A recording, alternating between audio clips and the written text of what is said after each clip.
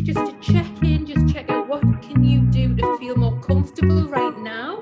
Checking out, is it warm? I had to open the window, it was a bit warm for me. And what you need to do, grab something to eat, get some smoothie snacks or whatever you need, have a bit of a stretch. So we're going to bring in some of the functions of fascia here, and you've just done it. And the first one is called interoception. I'm sure a lot of you have heard of this word before. So interoception is known as the seventh sense.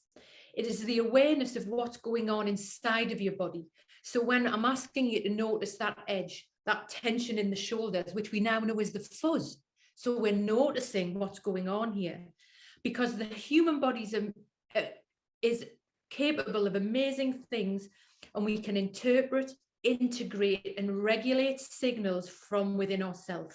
Okay, but what happens if our interoception and we begin to not notice? Okay, so interoception is necessary to bring our attention to our own needs. Think of our clients who often don't know what they need. They don't know what they need, and it's essential for everybody's sense of embodiment, motivation, and well-being. So in our work, repeatedly people get stuck in their feelings and they get numb.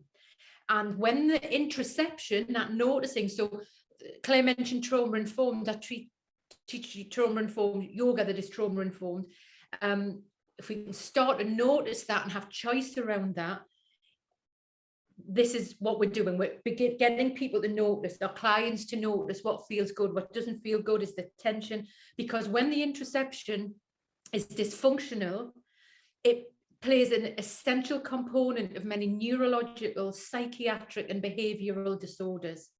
Trauma survivors and our clients experiencing anxiety and depression, they're frequently disconnected from what's good and bad for them. We see it in our work all the time. What's good and bad for them, people that are good and bad for them.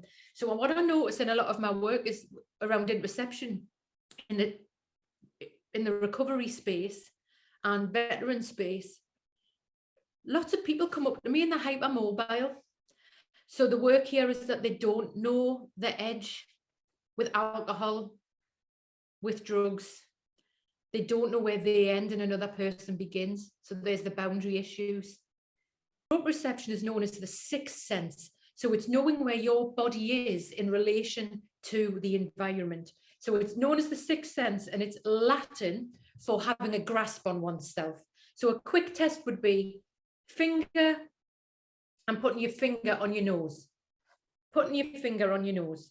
Okay, so very much within the trauma-informed yoga, I'm always going back to feel the ground under your feet, wiggle the toes. So we're constantly, we're checking in with the lengthening, the interoception, then the proprioception, so we know where we are in time and space. Okay, and when our proprioception receptors are restricted due to emotional stress and trauma, this makes us inflexible and can damage our overall health. So a recent study by Dr. Helen Langevin indicated that chronic disease, pain, and inflammation result from the abnormal function of proprioception through the body, especially the joints. Okay, so like I say, what I notice is poor balance, but the more I've in people that I'm teaching, but again, I'd like you to just sit with this and notice, is it interoception, is it proprioception? Because I've noticed a few things, and this is about myself. So when I'm tired, my balance is out of whack. My mind and body connection, if I don't sleep well, might go from a 10 to a 2.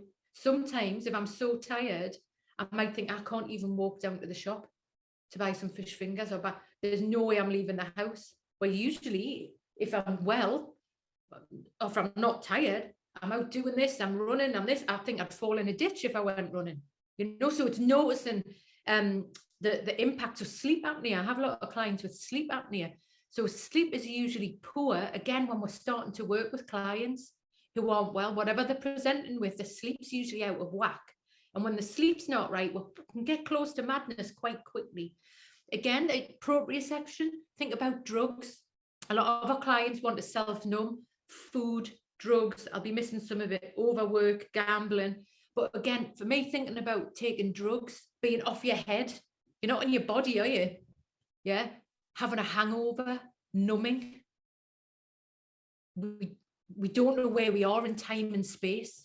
We don't know where we are in time. I'm thinking, you know, a lot of people you see in the city centres on Spice, they're just off the fit, yet they're off their faces, aren't they? They're not there. They don't know where they are. Also, remember, some of this noticing might become completely overwhelming for some people because it's just too much. Also, just little random things just to get curious about where proprioception goes. If I don't have my glasses on, I can't see, but I can't do balances. In yoga, you always get people to put the glasses on. An interesting veteran I'm working with, Eddie, he said the only thing he could do before he could get into therapy with the waiting lists, when he'd come out and he was waiting, the waiting list, the only thing he could do to feel any control with his body was some yoga and mindfulness videos on YouTube. So very interestingly, that exercise, yes, yoga's great, again, for interoception, yoga's really great, but also let's look at other things that we can do, because so weights are good. How can you have your clients, if they're doing weights, to really feel their feet on the floor, doing it in their own time, that they're feeling the weight, get them to practice it, yeah, to be in the space. So it's what is not good for interoception and proprioception is putting your AirPods in and people going running. So basically it has no effect on interoception or proprioception. It actually encourages us to disassociate. So then the final one, neuroception, this is coined by Stephen Porges, where we need to have a good look around us. We're constantly scanning for safety,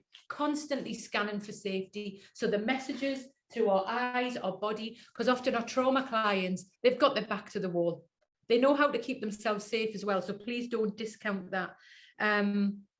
Yeah, it's really about social connection and how the nervous system reacts to external stimuli.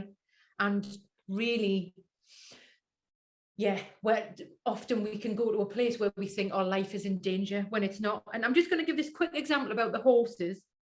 So people may never feel safe with other humans, depending on what's going on, but they might do with animals. This is just an example. I'm sure other client examples are coming to you. Pets, cats, dogs, iguanas, but also a few of my clients are into horses. I'm not, but I'm really interested in it. So it's how we can be in this safe space with neuroception with other animals. So this is a lovely quote around equine therapy. Horses are likely to have what science has identified as a coherent heart rate pattern that explains why we can feel better when we're close to them.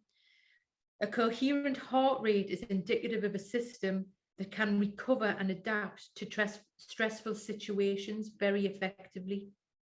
Many times we just need to be in the presence of horses to feel a sense of well-being and peace. Remember, because a flea animal, a horse, when something happens, they go into hyper-arousal, run off, have a good shake, get rid of all that cortisol so it doesn't tighten up. So we're